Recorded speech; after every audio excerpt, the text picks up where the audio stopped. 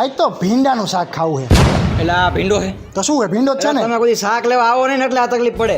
આને ભીંડો કહેવાય. આને જો આ કારેલું છે. કેવાય આને તુરિયા હે. આ તો કાકડી થયો મને ખબર હે. સક્કરટેટી કેમ લીલા કલરની છે? કોબી કેવાય કોબી હે ને. કોબી. હું એક વાર આમની કોબી લઈ ગયો તે ફોલે જ રાખી તેનાથી કઈ નીકળું જ નહીં. આ શું સફરજન લીલા વેચો હો? આને મરચા કેવાય સફરજન નો કેવાય મધમાખી કેડી હે મરચાં ને.